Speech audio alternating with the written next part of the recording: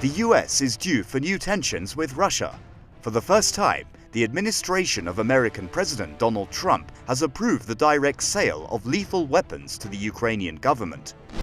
The move further increases previous arms sales, which were restricted purely to non-lethal and defensive weaponry.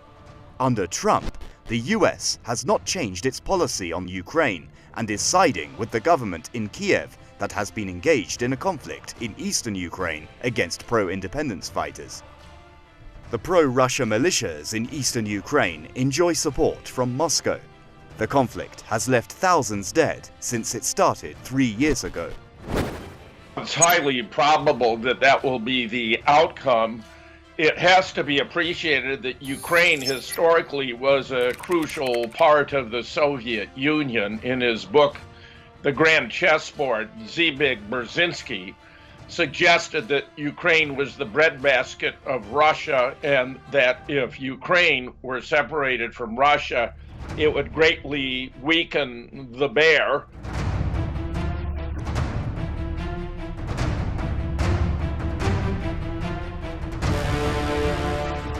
The Russian government has strongly warned the US against giving lethal arms to Ukraine.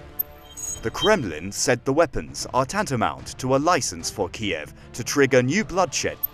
The Organization for Security and Cooperation in Europe has said fighting in eastern Ukraine is at its worst level since February. Pro-Russia forces and the government blame each other for the surge in violence. The Ukrainian army has made no gains during the 3-year conflict in the country's east.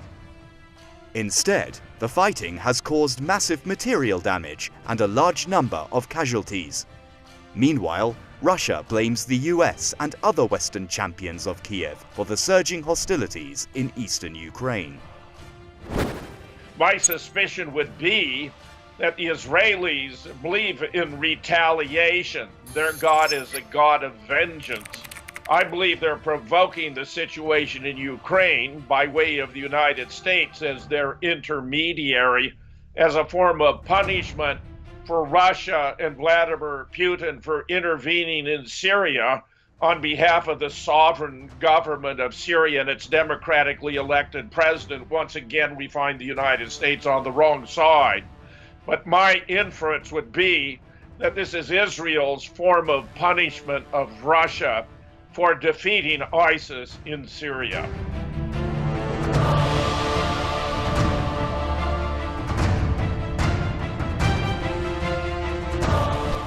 Russia has been engaged in a showdown with NATO over what Moscow describes as the Western military alliance's eastward expansion from Western Europe. The Kremlin has shown zero tolerance toward the installation of a pro-West government in countries like Ukraine, namely the ex-republics of the former Soviet Union, which are now Russia's periphery.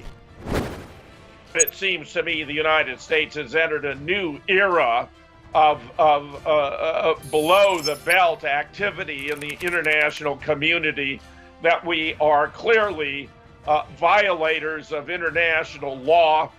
This involvement in the Ukraine being an additional indication, the attempt to take out Bashar al-Assad and the other modern Arab states being a huge proof that the United States does not respect the sovereignty of other nations, and where Donald Trump, in the conduct of his foreign policy and in relation to the United Nations, has made the United States look like nothing more than a very immature bully. Russia says NATO's eastward expansion is aimed at encircling the country. In response, the Kremlin has boosted its military and helped pro-Russia forces in eastern Ukraine to stay their ground in the face of the Western-backed Ukrainian army. Tension between Moscow and NATO over the issue has been at its worst level since the collapse of the former Soviet Union, whose inheritor is a Russia which is now back on the international stage with a vengeance.